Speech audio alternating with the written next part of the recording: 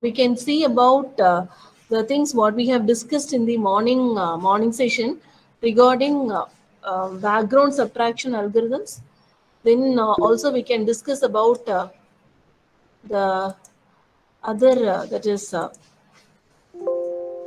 background Background subtraction. subtraction. Then if Then if time time permits, we can discuss about face expression recognition. Then also for certain algorithms that is required for uh, calculating the or finding the action recognition also. So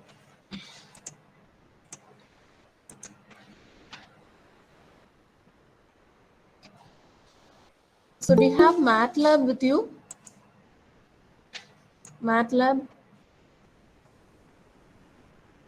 So dear participants, do you have Matlab with you? Yeah, ma'am, it is available, ma'am. Okay. Okay. So if you don't have Matlab with you, it's not an issue. So what you can do is you can get into this Matlab online. So start using Matlab online, and so you need to sign in. Okay. So if you don't have your account, you can create the account.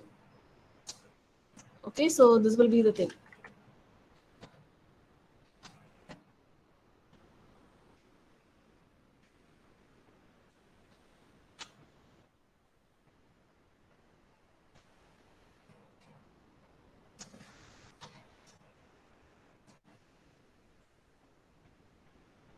So here I can open Matlab online.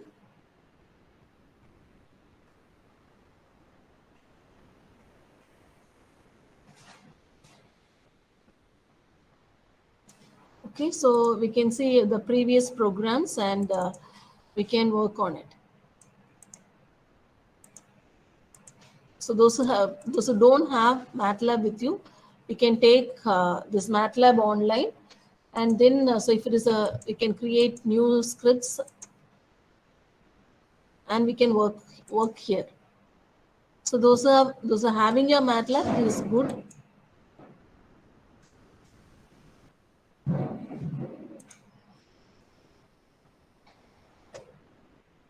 Okay, so let us first start with background subtraction algorithms. So here, as I have told you in the previous session, a background subtraction algorithm needs two frame. One will be the frame which is the background frame or the reference frame, which is represented as f naught of x comma y, and the second frame is the current frame, which is represented as ft of x comma y. So if you could able to get the f naught of x comma y, then simple subtraction, so subtraction between the two can give you the current frame.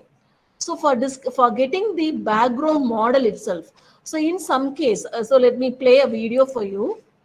So if this is the video,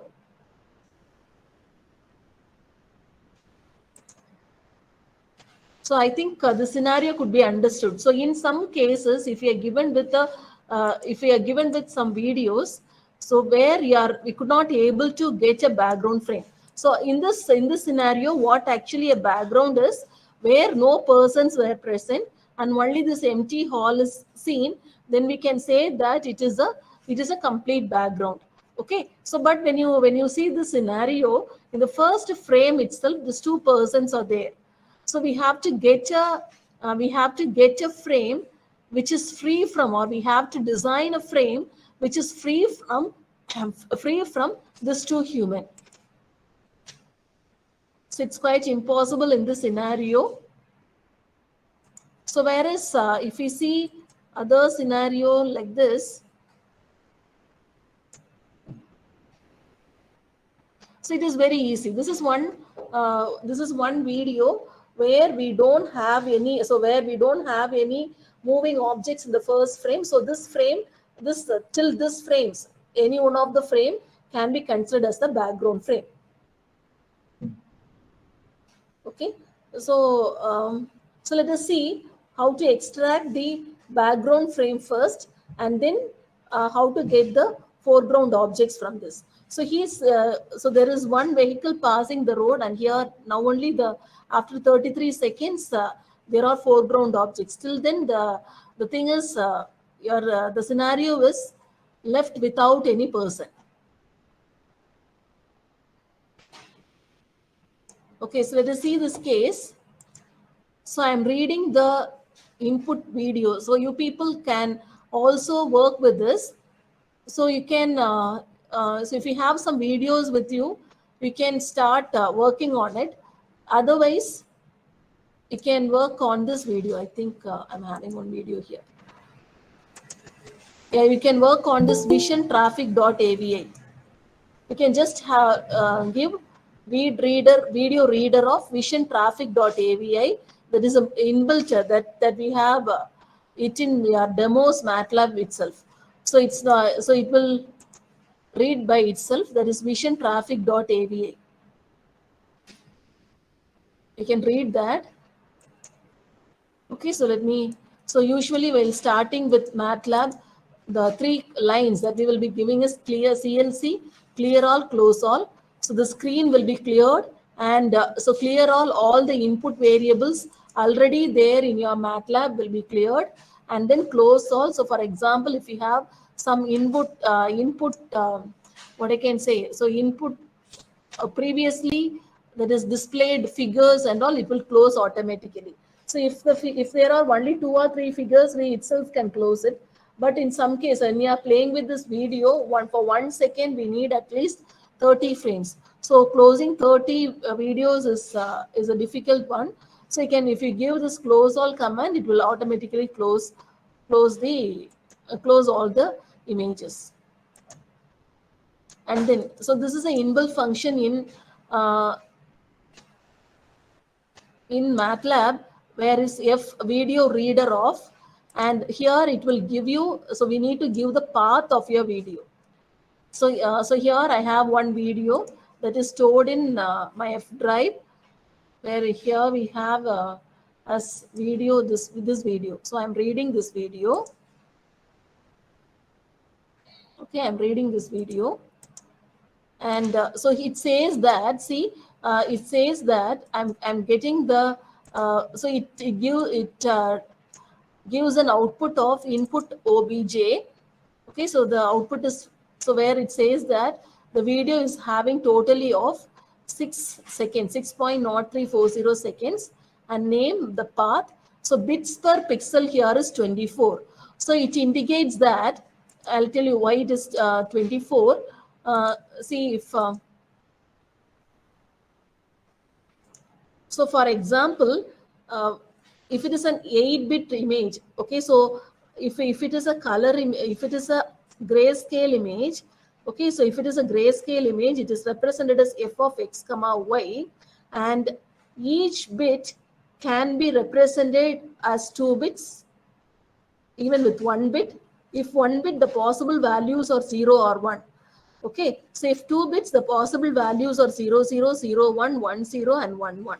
So if 3 bits, we'll get totally of 8 values starting from 0, 0, 0 to 1, 1, 1. So usually our images will be of 8-bit images, so which will have the values from 0, 0, 0, 8 to all ones. So this is represented with the gray level 0, and this is represented with the gray level of 255. Other values are between 0 to 255. Fine. Okay. So then how comes there 24-bit? So 24-bit, it is an RGB image. So your R plane will have 8-bit, G plane will have 8-bit, and B plane will have 8-bit. So totally will get the value as 24.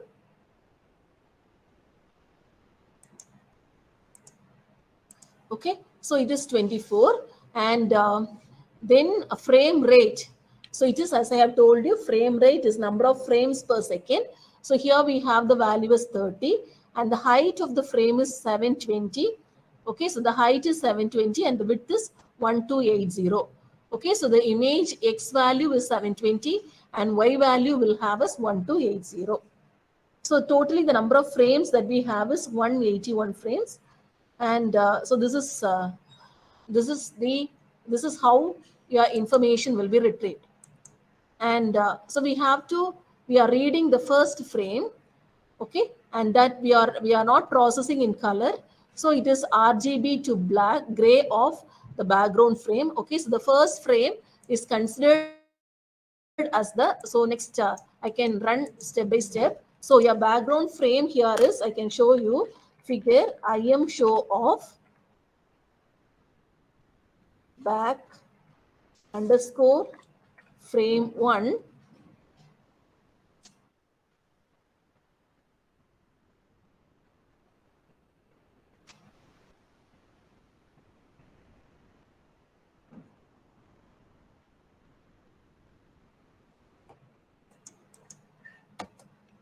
Okay, so this is initially the first frame here. This is considered as a background frame. Okay, so now how we are updating depending upon the motion. See, for two number of frames here, the number of frames is 181. For the entire frame, we have to read, convert to gray, and find the absolute difference between the background frame as well as the foreground frame. And if it is greater than, if the foreground frame is greater than the background frame and the background frame is less than 255, we can have background frame is equal to your background frame plus 1. So else it will be background frame minus 12. So it's some updating model is done, and which will give the output. And now, okay, let me show you how it is formed. So this is the input frame, and the background model is getting updating. And when you see, since there are no stable objects there, you get a background frame. So since we have the some persons there at initially itself, so when you are keenly observing, we could able to get the shades of the two-person. But when you see the other scenario like this,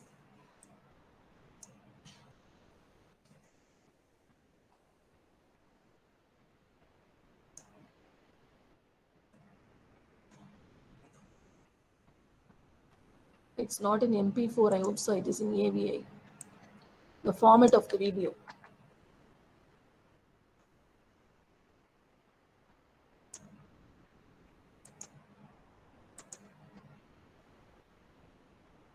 Yes. See, we'll get a clear background model.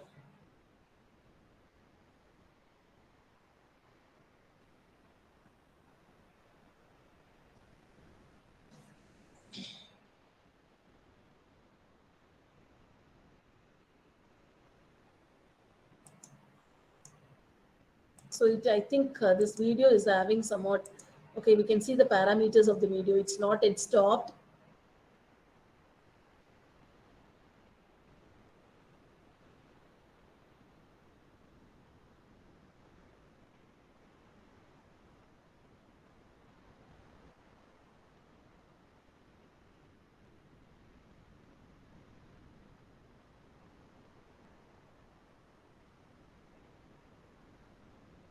Okay, it is a lengthy video, I hope so. Yes, let it run. Yeah.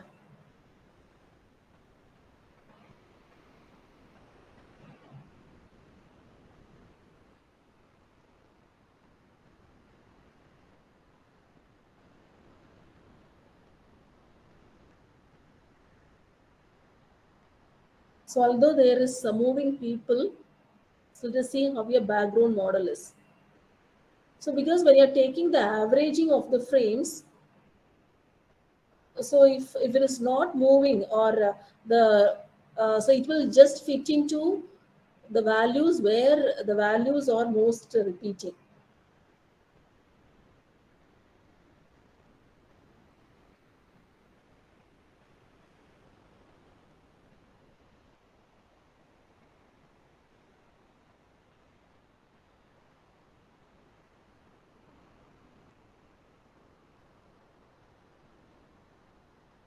So why so we can check why this has taken much time.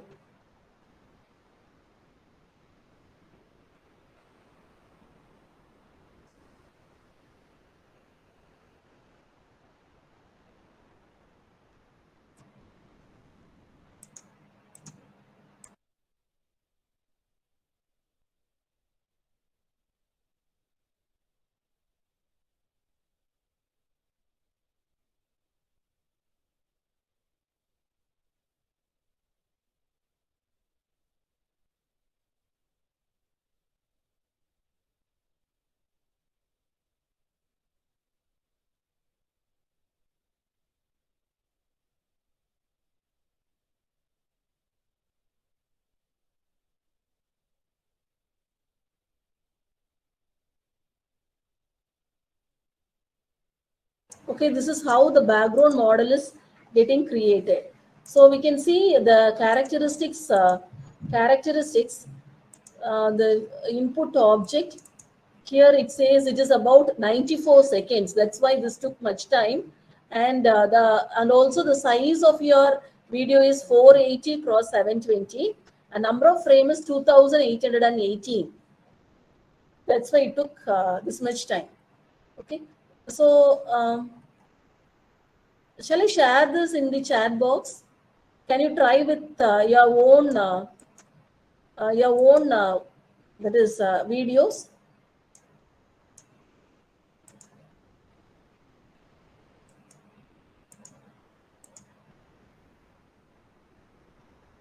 So if you need, you can take this code and you can use for getting the background model. So here what you need to do is you need to change the location as well as the location and the video, what you're giving as input.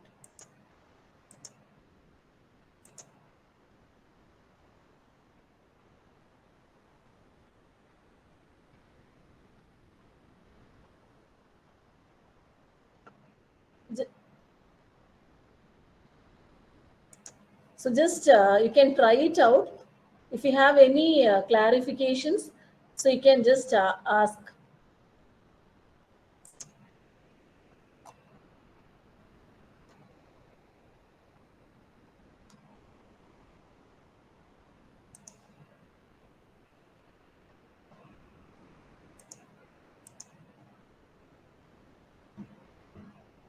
So I'll give you 2 to 3 minutes time.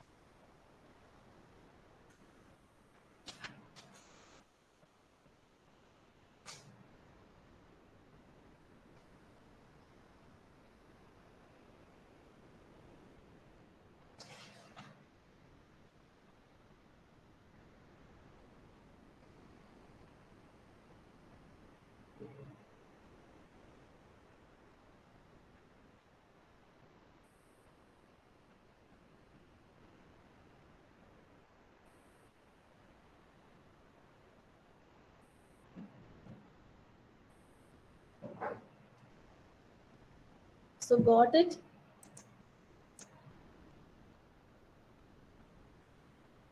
So if you need to wait, please tell me.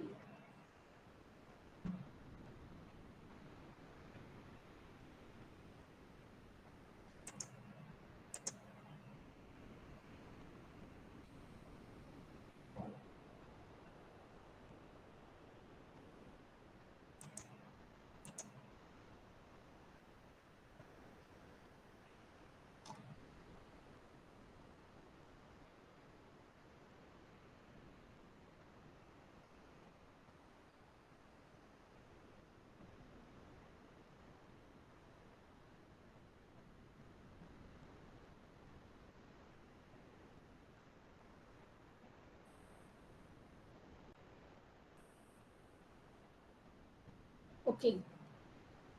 So if you have done with it, I'll show you how to get how will be your foreground object. So this is the background model what we have generated for the video, and from the current frame we can get the moving objects. Okay, so this shows the moving object, and then this moving object. So since it is in color, we are getting this. So otherwise we can convert this into grayscale and work on it.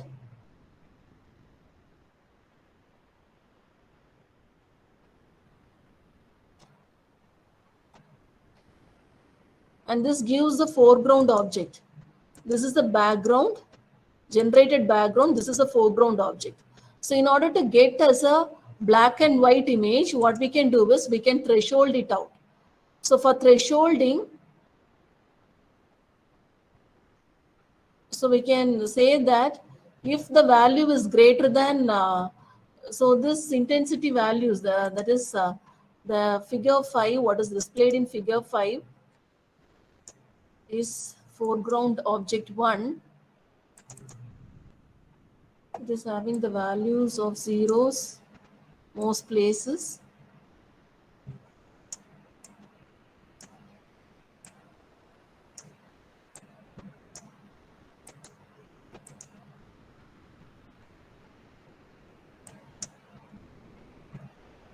And we can easily convert this into the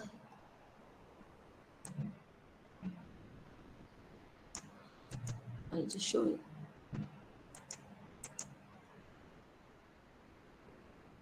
It's saying the index exceeds matrix dimension. So we have to check what is the size of the foreground one. The foreground one size is this value. I can give it as 720, and this is 1280.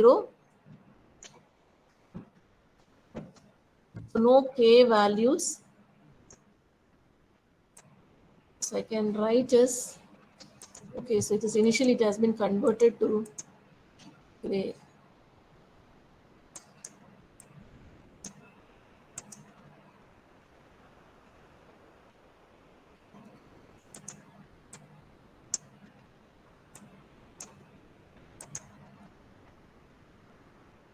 So this is the steps where we can apply the thresholding.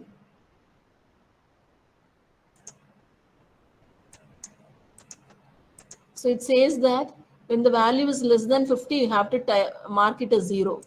So this value doesn't holds. This is how to select the value of threshold. If you're selecting the value greater, then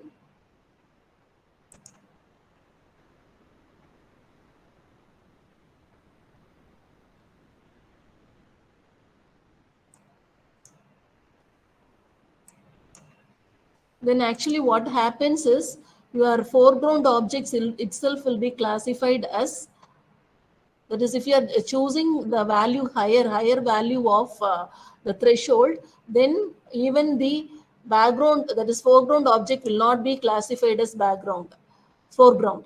Okay, so if you're choosing too many low values of threshold, then many of the background values will be classified as a foreground object, giving so there is some clumsy like appearance.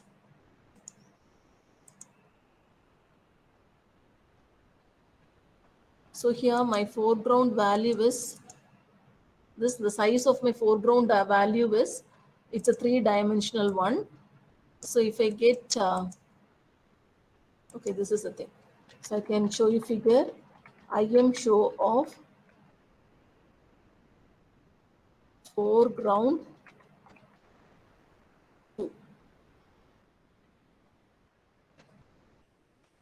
Even 20 doesn't holds. So I can check what is the maximum value of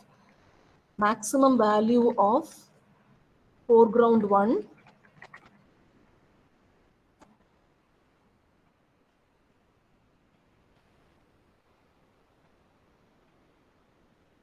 If I put one max value, then it will return a value along rows. So since it is so it is having three things. So it is this is for, so here I am processing for three planes. One is for red, one is for green, another for blue. It says that in red plane I am getting maximum value of 164. Then for green plane I am getting maximum value of 161. B, I am getting maximum value of 169. Then I don't know why this is not working. Let me check.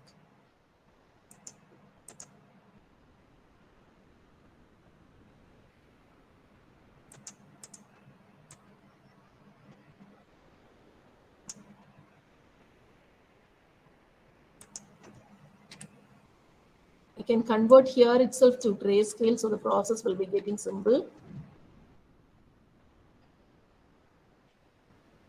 To gray of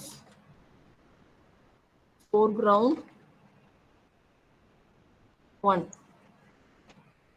So after getting here, it is converted to gray value. So it becomes now only the channels is not there.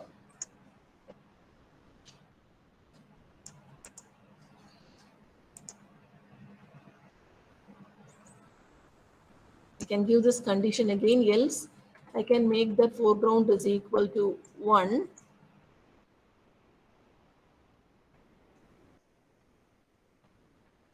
And run it.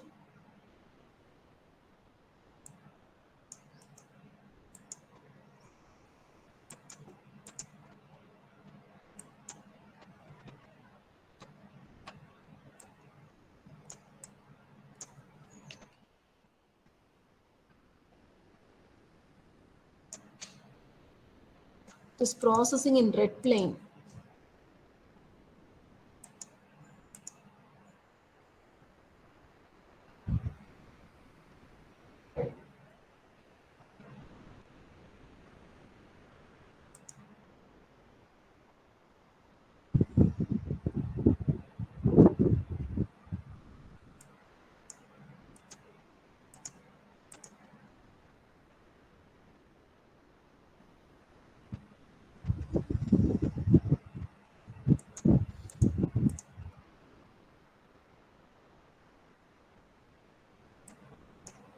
So because of the mismatch,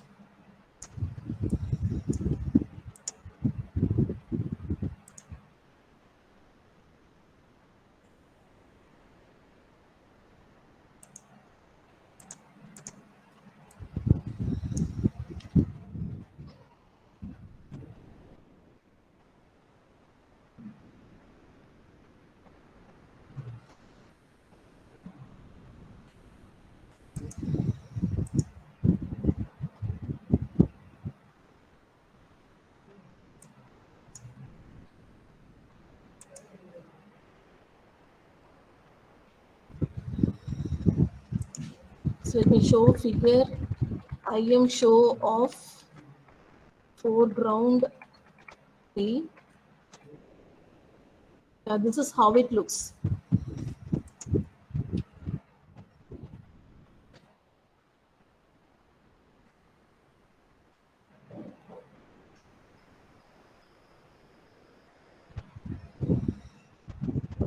So by applying the thresholding, we could able to get back the original, that is black and white image.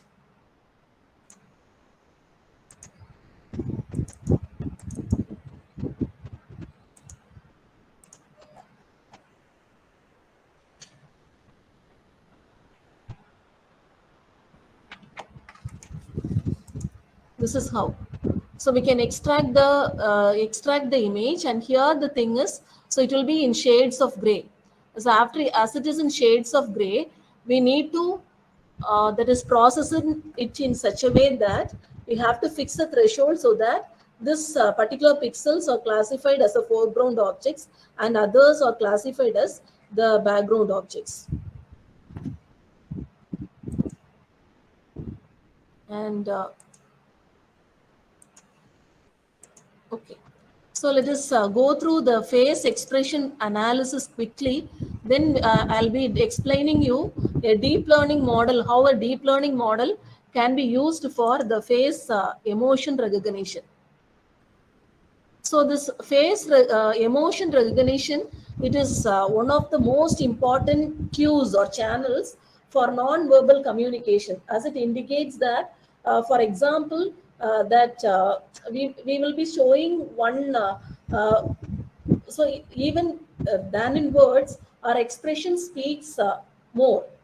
So it can be used for a counseling state, or we even can guess what is the emotional stage of a student listening the class, and also the ATM not dispensing money when scared. So which means that when the person is under threat, his or her face will be in some scared condition. So there your the money will not be dispensed. So let me go quickly.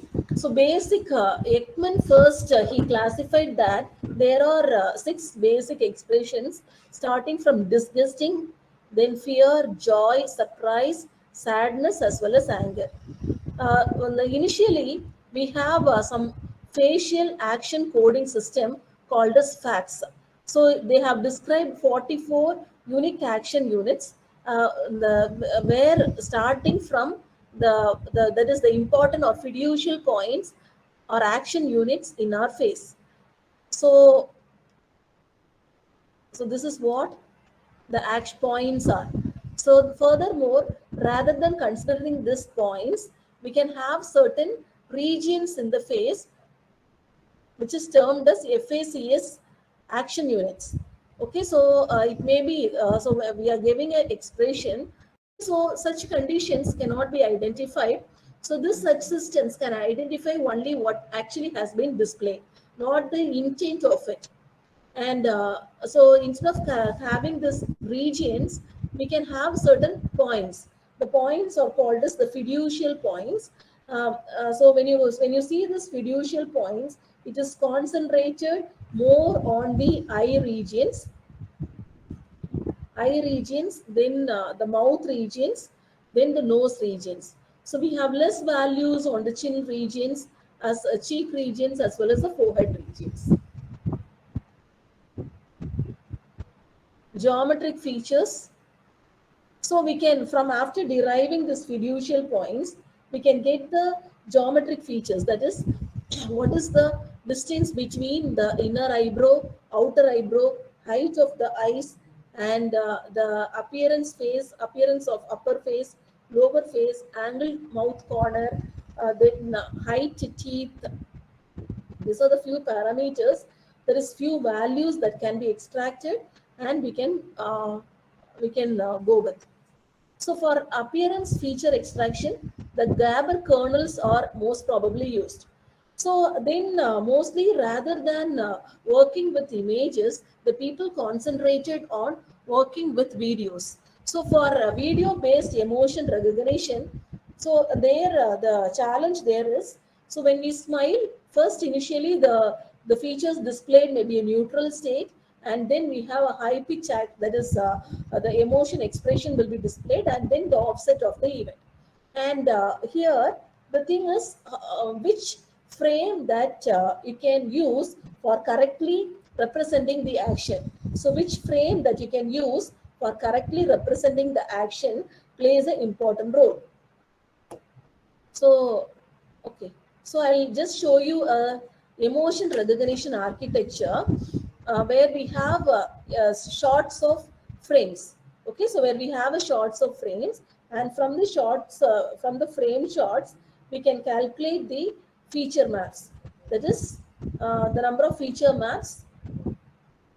Uh, so initially the image is of size 48 cross 48, and it is subjected to the convolutions of 64 convolution layers. So I'm getting 64. Then the output size is of 24 cross 24. The reason is we are supplying some max pool region. So the max pooling is for down sampling. That is, the size will be getting reduced. So we are getting the value as 24 cross 24. Then at the third stage, the feature map is again increased to 128 cross 128, so on. And finally, we'll be getting the fully connected layers, and the expression states are classified. Okay, so now let us see a small program for the classification of this emotion from the images using CNN. It's not that much tough. Okay, so we can tailor the convolution layers, max pooling layers, and activation layers to get the entire architecture. Let us see how it works.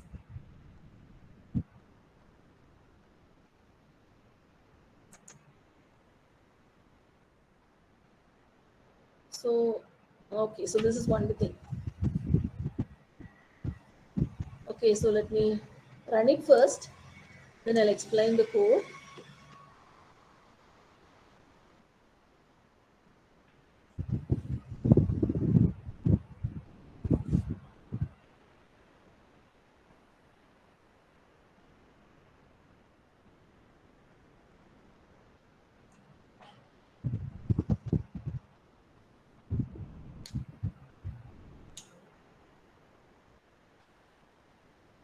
will run quickly.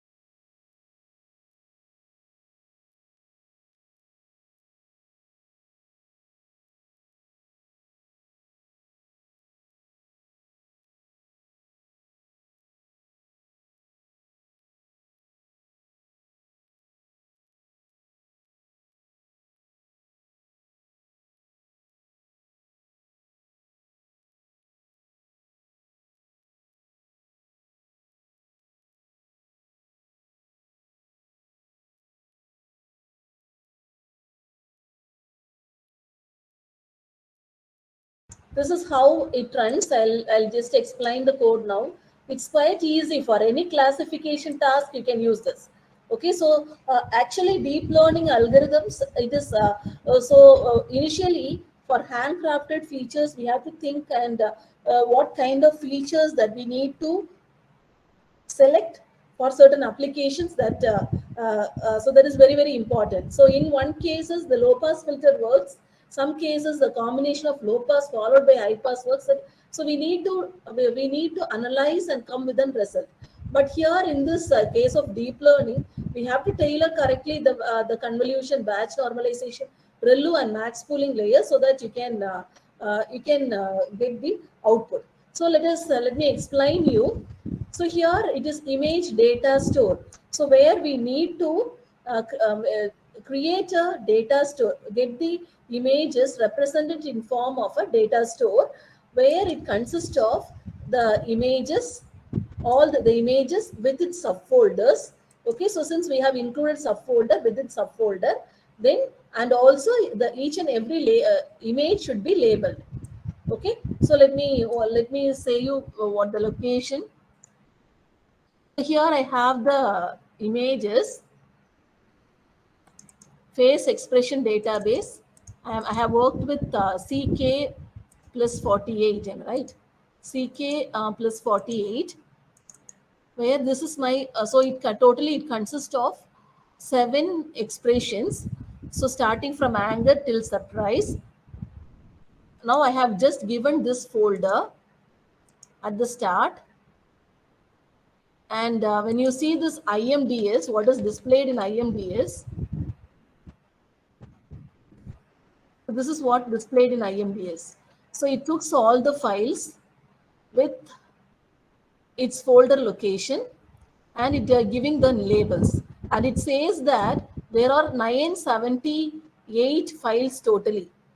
Okay, so there are totally 978 files. So now 978 files totally, and so which can be here. So here it is 135, and next we are having 54, so on. And now what I'm trying to do is I'm trying to split into, so we need to classify. So here we need to train it, and depending upon the trained model, we have to classify. So we are trying to get the trained, that is for getting the training, we need to split the entire images into 2 categories. One is training, another one is validation.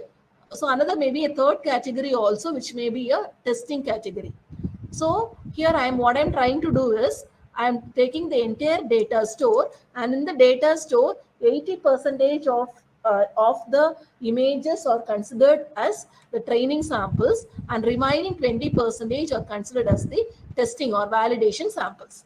Okay, so which means that out of 190, out of this how many files does I have?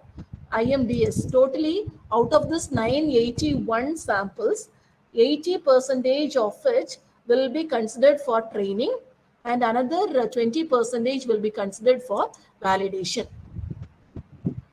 So when you see this IMDS train, I am getting 785, and IMDS validation I am getting 196. Okay, so then so this is all okay. So if you need to try to see what the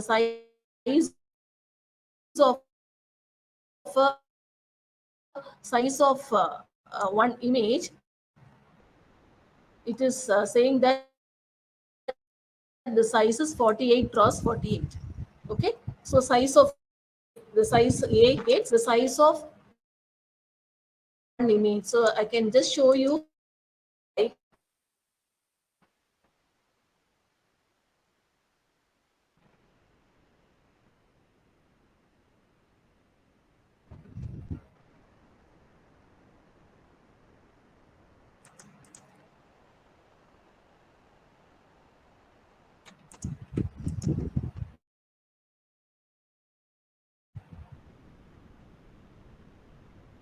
this is what the image is. It's 8 cross 8 size.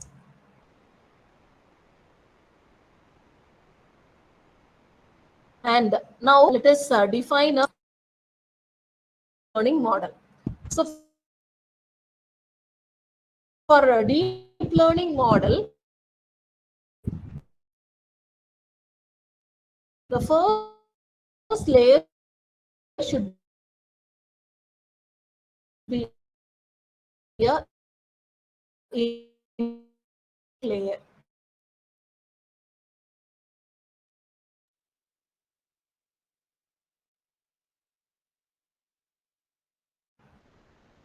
Okay, the first layer should be an input layer. The input layer, the size has to be the size of your input.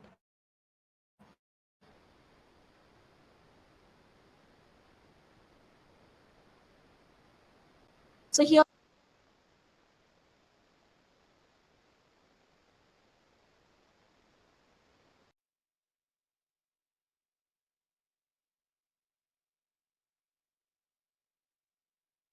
as seen previously,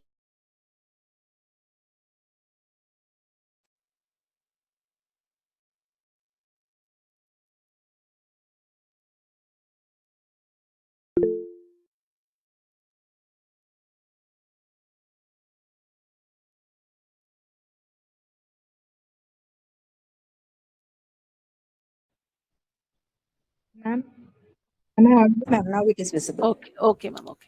Yes, ma'am. Thank you. So I was explaining this. Let the program run.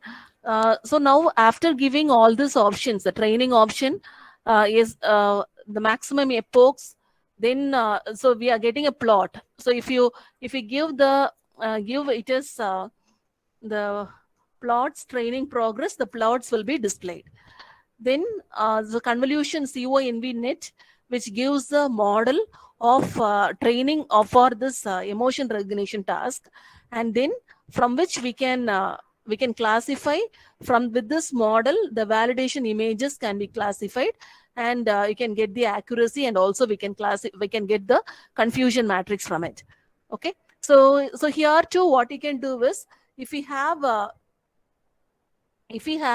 the webcam, and using these functions your webcam will be opened, and from the model created, that is classify convolution CONV-net is the model that we got it by training this set of values. So from that you can easily set what kind of expression it is.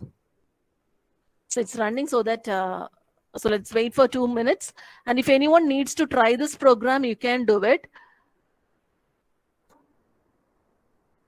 So your in Matlab command itself, there they have given for character recognition. So even the character recognition task, so the same concept only, you can use it.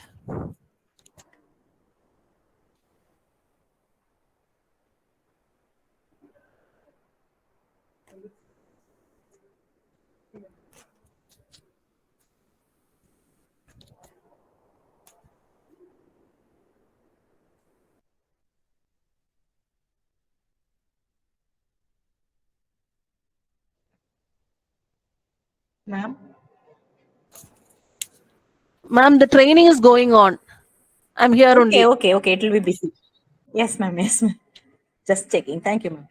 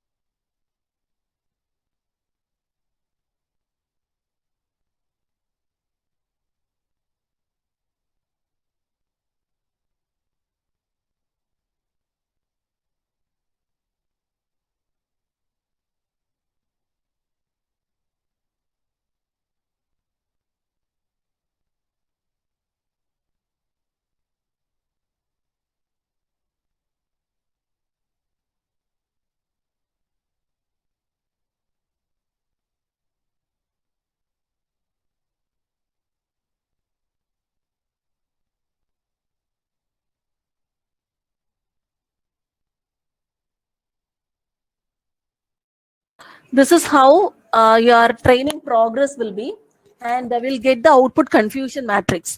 So here the anger classified as hanger is 27, and so the classification rate is 100%. And finally here 11 samples were tested and 11 correctly classified, so here it is giving 100%.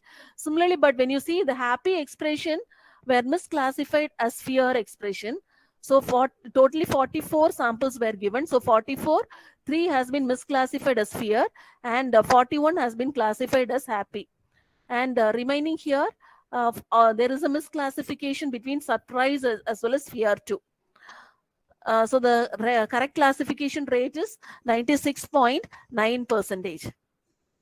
So let me say you the parameters here. So if you give a comment as analyze, see the trained model here. The trained model is CONVNET.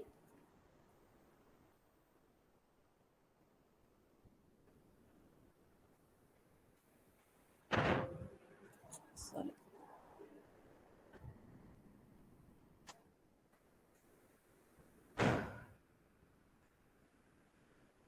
So this is how each and every layer works. So your input layer, it accepts a size of 48 cross 48 cross 1, and the first convolution layer with is giving 8 feature maps, each of size 48 cross 48 cross 8. Okay, so since we are using 8 filters, the feature maps will have 48 cross 48 cross 8. And then match normalization, does it changes its size? Relu activation also, does it changes the size? But when coming to the max pooling, it will downsample the values by 2, so we'll be getting the values as 24 cross 24 cross 8. Similarly, in the next level of convolution, where the values will be 16 feature maps will get, so 24 cross 24 cross 16. Then here again for max pool layer, so we can find what will be the size in each and every layers. Similarly, fully connected layer, the since we have 7 categories, here we have the get the value of 7. Okay, this is how it works. So this is what about the face expression recognition. And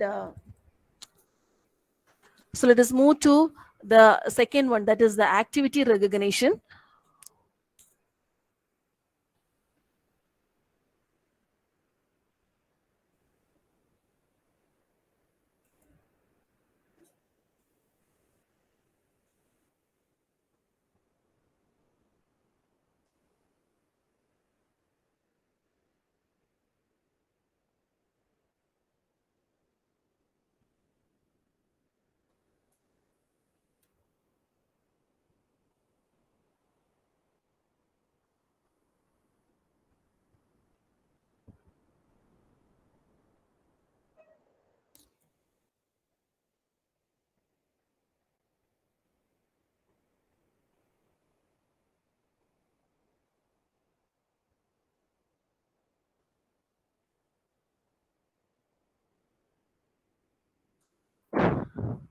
Okay, so for activity recognition, we can discuss about the,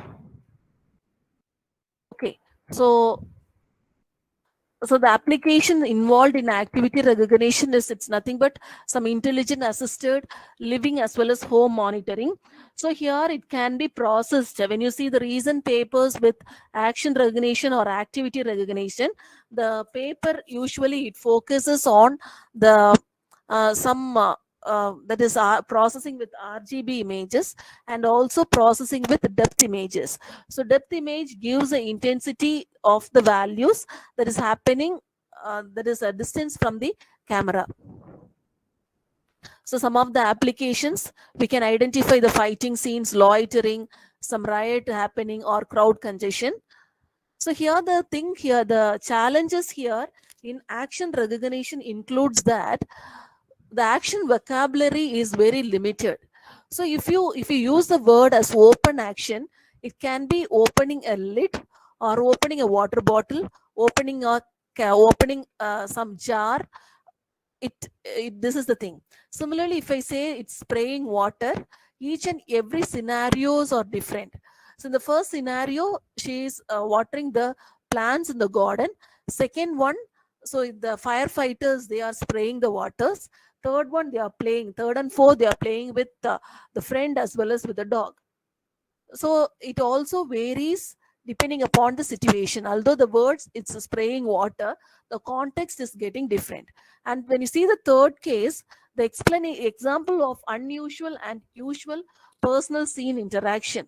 See, in the first scenario, he is there laying upside down, so which may be an indication that he might have fall down when getting down the steps. So when you see the second scenario, he is lying down in the garden. It may be a usual action. So where maybe the person may be relaxing, some yoga like posture, or maybe an unusual action also. So it all depends. Although this action vocabulary is limited, so it is very difficult to understand the atomic actions. We need to understand the actions depending upon the scenarios. So as for the action recognition framework, we need to get the motion cameras. So after getting the motion cameras, that is video cameras, we need to get the action. We need to get the action point. For that, we have to go for background subtraction. Then the motion patterns has to be derived, and we can define the categories of action.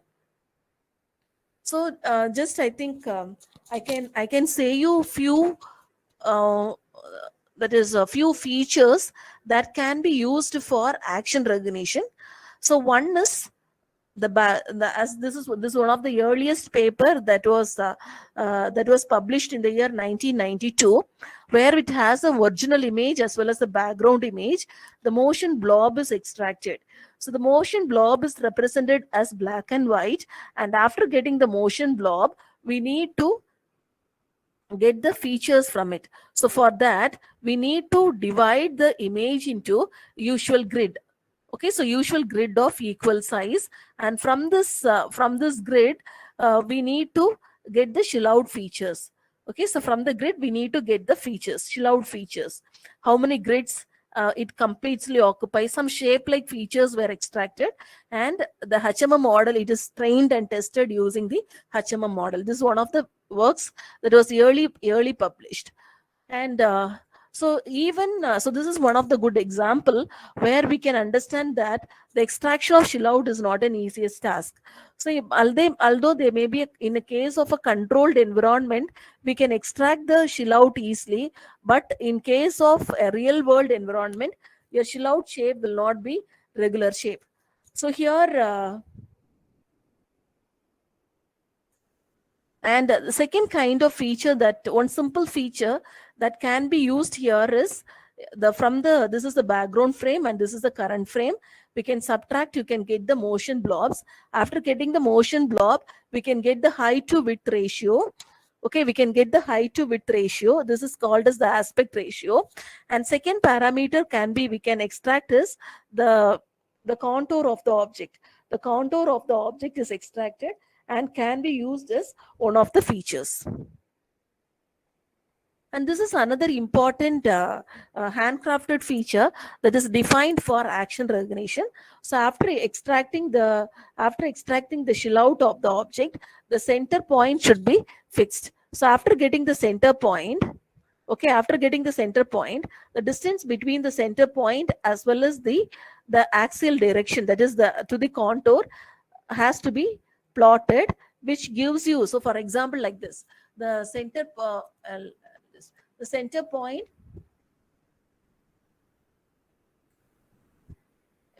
this one, okay, so direction between the center point and the contour. So we are measuring, and for example, if the point here it is E, okay, the distance between A to A, that is the point at the center to the A point. Okay, so it is measured and it is represented as a one dimensional. And we can get the local maximal points, also get the local okay, so this is what the local maximal point, and it is projected to the shell out. So this is one maximal point. Here we get another point. This is another point. This is another point. Okay, and so another set of feature can be used is the width vector.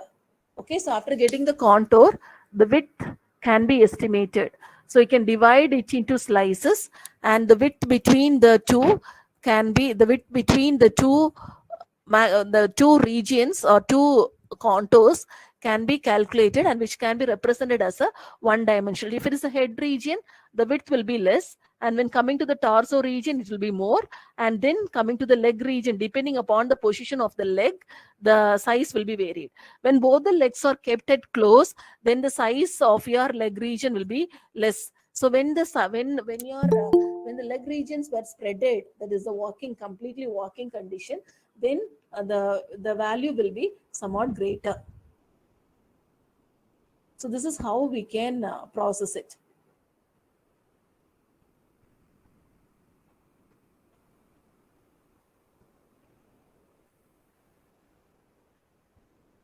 Then we can discuss about the temporal templates. The temporal template. So how this three dimension, we know that is we can get it from the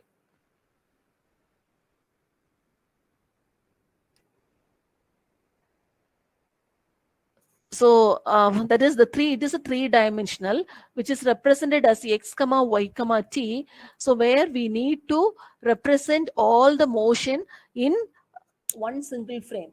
That is what called as temporal templates. Okay, so if we need to consolidate the motion information in 10 frames into a single frame, that is given by the temporal templates. So here we need to answer two things. One, where the motion occur, and second, how the motion occur. So where motion occurs indicates that the motion, a movement has been occurred in the image, and what are the locations that motion has occurred. It is given by motion energy image, and how the motion has occurred, it is given by the motion history image. I'll show some example. This is what a motion history image. So although a motion history image expresses a motion sequence, motion flow or sequence by which the intensity of every pixel in a temporal manner. So if a person raises his arms, the first so what actually happens is we have to convert it into a binary. Okay, so we have to convert it into a binary, and we need to consolidate, we need to add up. It is like an integral image. We need to add up all the motions occur, so that the resulting motion pattern, from the resulting motion pattern, we can identify what may be the action actually happens there. This is what the equation for the motion history image. So here the important thing is we need to calculate, or we need to identify a small window of size tau. So otherwise, what actually happens here is, if you're choosing the value of tau much more greater, the thing is, the motion pattern will be getting overlapped. So for example, if there is a waving action, it is a repetitive action. So it will be getting overlapped and it looks like a clumsy one. So we need to identify what time space that we are considering. Okay, so this h tau of x comma y comma t, which is nothing but tau. For example, if I take the value of tau is equal to 15, I can have it as 15 if the value is equal to 1. If it is not equal to 1, then I need to consider my consider the previous value. Okay, so previous motion history value that is calculated for x comma y comma t minus 1. So it is for example, if I'm considering a 15th frame, the 14th frame value minus 1 has to be taken, and if it is greater than 0, that will be retained, otherwise 0 value will be retained. This is how the motion energy image is calculated. This is one example of sitting action. So although it seems to be, we can identify it to be some sitting action, the same sitting action, if it has happened, if the person looking into the camera and doing the sitting action, it is very, we cannot do it. Okay, so it seems to be different action. So it is invariant to the position. So next one is motion energy image. So motion energy image is just the averaging or adding out all the binary images. So here, so that is what there it is mentioned as where as well as how. So there your previous actions will be dimmed out and current actions will be brightly seen. So from which we can say that where does this action actually emerges and how does it goes away. And when you consider this motion energy image, we need to convert it into binary, and all the binary values should be consolidated. See, all these actions corresponds to a same sitting action, but taken at different viewing angles at 0, minus 20, minus 40, minus 70, as well as minus 90.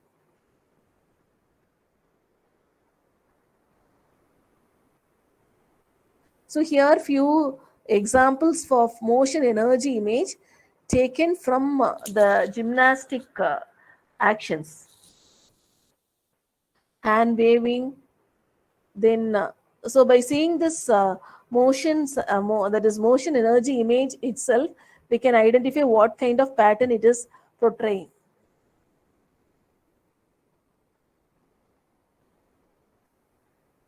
So this is a comparison between motion energy image and motion history image.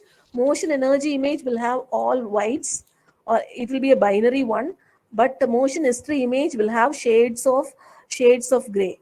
So the recent action will be brighter in color, and previous actions will be in shades of less shades of gray color. Okay, so let us see a small program how to calculate this motion history image or motion energy image.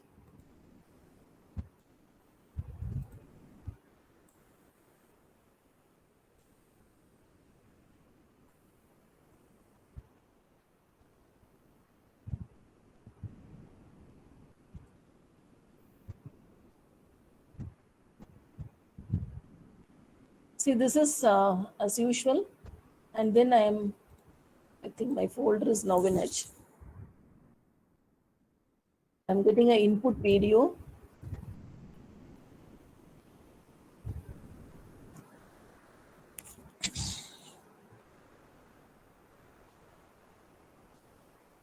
So I can.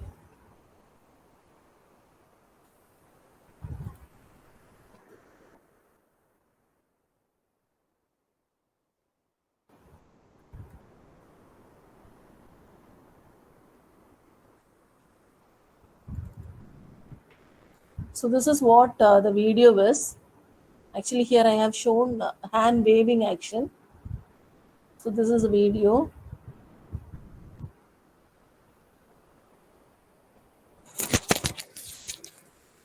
This is from KTH database. The video is from KTH database. So where a person is static and he is moving only his arms. This is what the input video I have given.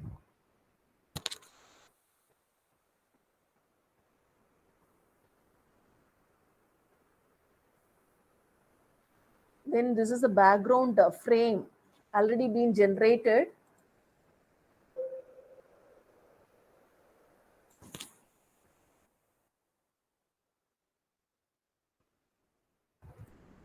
Okay. So I'll just show you what is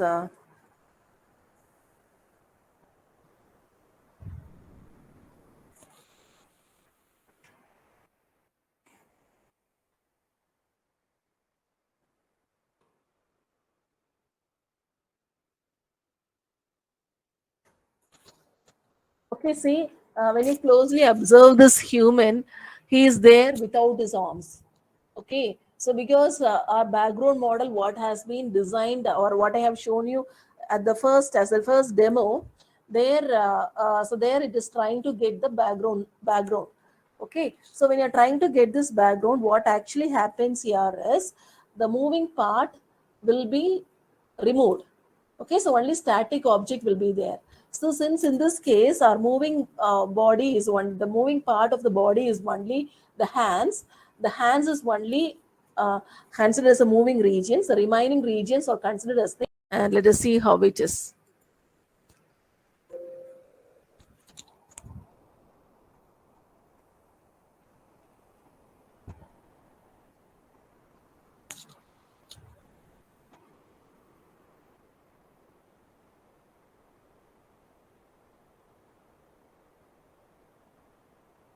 So here it's, see, this is how I'm getting. And if I decrease the value to some 10 frames, it will be somewhat good. But the action is not complete. And if I say take some, so the total number of frames here is, I have to check what is the total number of frames. N frames. It is 468. So if I take this to be some 200, see how clumsy it will be. Because it is a periodic action.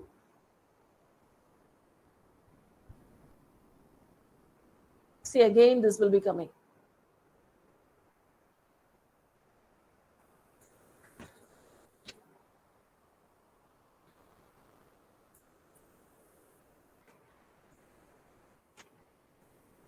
So this is what an example of getting a motion history image. So here the number of frames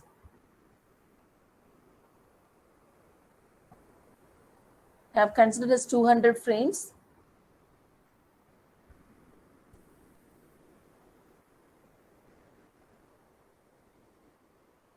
Okay. So can anyone try this? So those are having Matlab, so please try this. I'll give this code. I'll just put it in the chat box. You people can try with this. So I'll give you 5 minutes time so that you can at least read a video and get the frames at least.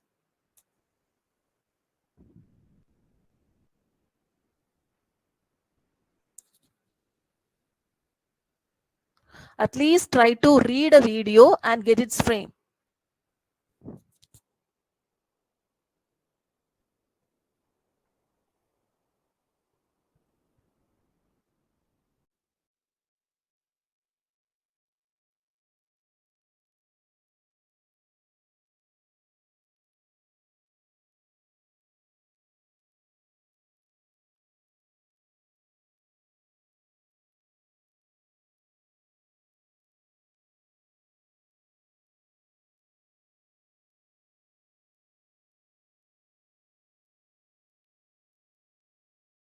It's not needed that you have to use this video. You can use the video that is present in your so in your desktop or laptop, but check whether the size of your video is less. So otherwise, it will take much time. That's what. For processing, it takes much time, but reading, it doesn't matter. But please don't give a movie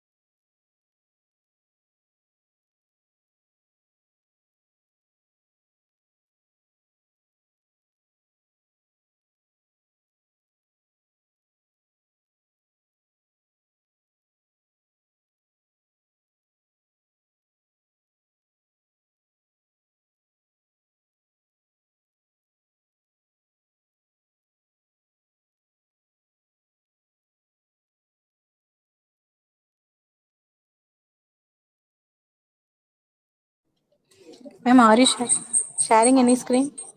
No, no, ma'am. No, ma'am. Fine. We need to read it, right, ma'am? Ma'am? That chat window, you have shared some messages that is to be Yes, read. ma'am. Yes, ma'am. Yes, ma'am. That I am asking to do it. Okay, okay, okay. Okay.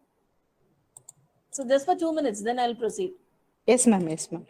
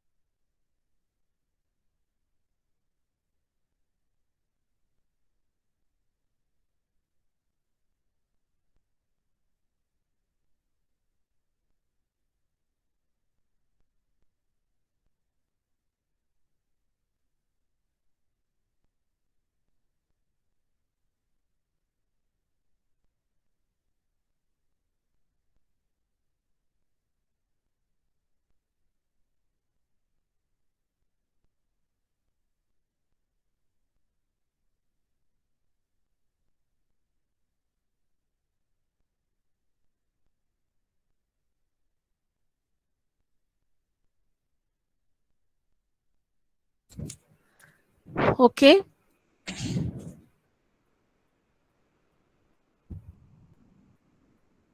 So these are some of the, if you want to work with some action recognition, so these are the commonly used action recognition models that can be, so what I can say is which can be downloaded, and Ma'am, your screen is not shared. okay, ma'am, okay, I'll share it.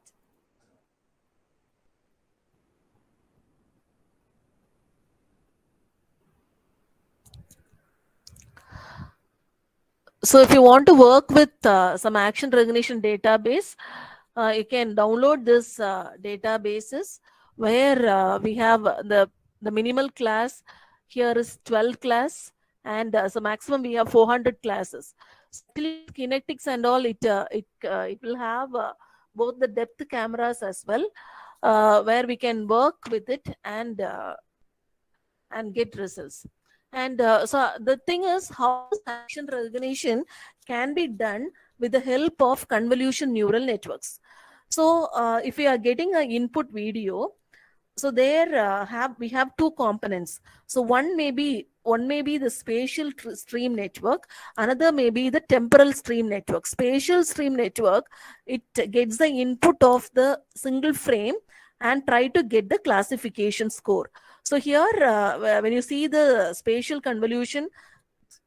stream convolution network, there we have a convolution 1 which is of 7 cross 7, and next is convolution 2 which is 5 cross 5, and third one which is 3 cross 3 filter. Totally the first convolution layer is having 96 filter, second convolution layer 256, third one it is 512, fourth is 512, fifth is 512, and sixth we are getting 4096, and then finally 2042, then the softmax.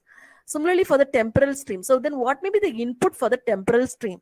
So temporal stream actually get the inputs of what's the change in the appearance, or how the changes occurs from one frame to another. Okay, so it is given with the help of the optical flow. So the optical flow will give you the understanding of the how the motion occurs in x direction as well as in y direction, and that particular optical flow future maps are given as an input to this temporal stream network. So finally this softmax region will give the classification score. These two classification scores are merged together and to get the final classification results. So coming to a simple code where how the optical flow can be calculated, I'll just show it.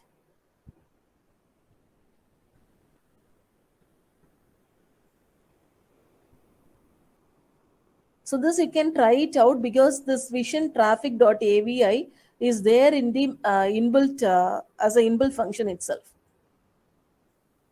If I run this, this is the input video, and so when the car is moving, we are getting some arrows, so which indicates that they are the motion vectors. So after, okay, okay, so these are the motion vectors, and finally we will get here optical flow,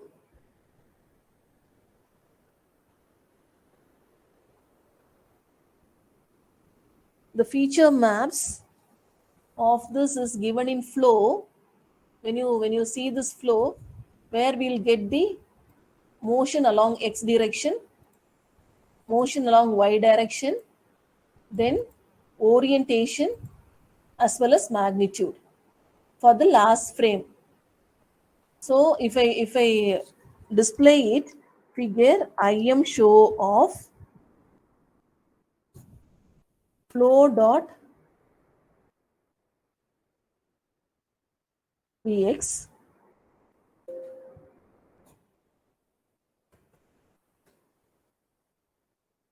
it seems to be like this.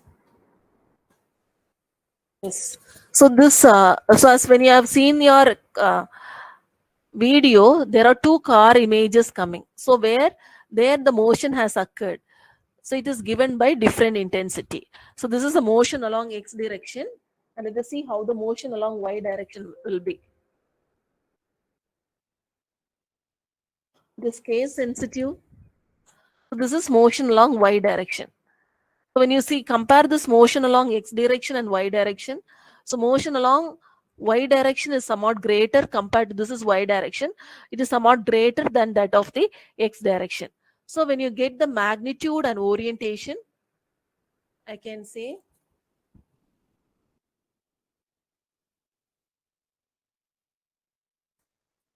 this is the orientation plot, and magnitude will be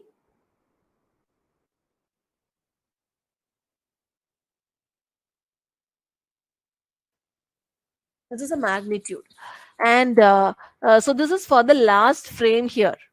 Okay, this is for the last frame. If you have some 10 frames, you will get such feature maps or such optical flow maps for all the 10 frames. We'll get the optical flow maps for all the 10 frames.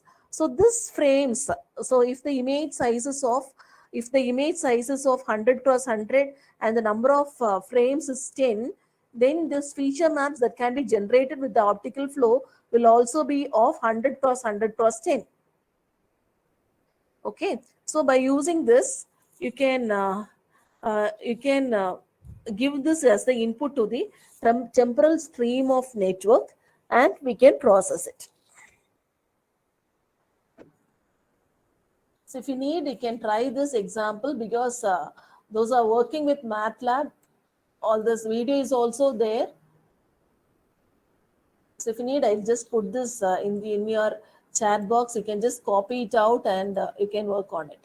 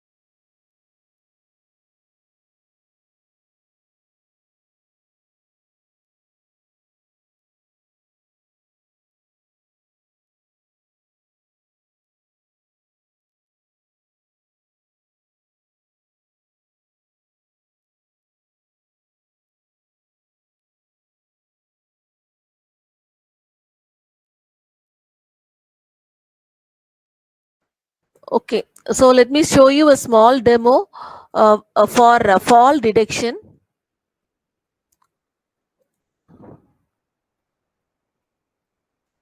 So where the aspect ratio is calculated.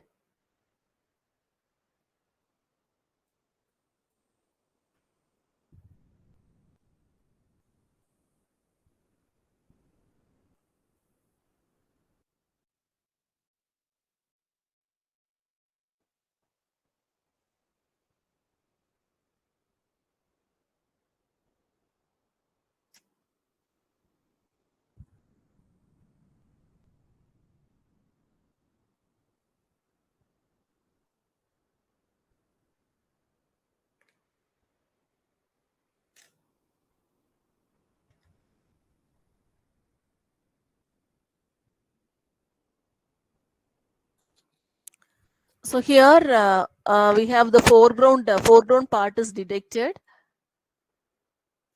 It is calculating based on the motion history image. You can see original frame, a person is entering. Yeah, this is so this is what the motion history image looks to be. And he is sitting. So this is what the elliptical representation. So when he is standing, the whatever may be this rate, what actually happens is the aspect ratio is getting varied, and the fall detection is identified when he is in the standing position, and if he fall down at high speed, then the falling action is identified.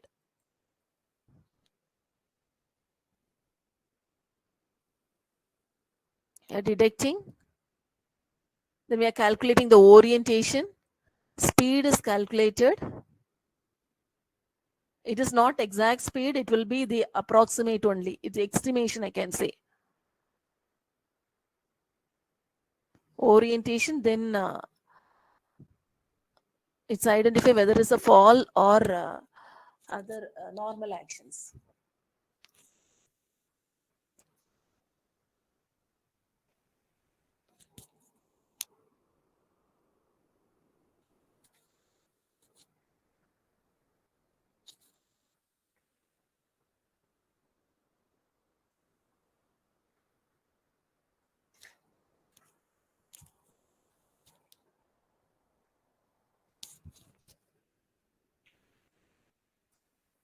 So here it doesn't involve any learning model or classification like that. Only the values and speed thresholding indicates an abnormal activity. So usually this fall detection algorithms can be used for monitoring the kids at the kindergarten and also in elderly care. This is how. So I think I can stop here. If you have any clarifications, so let me know.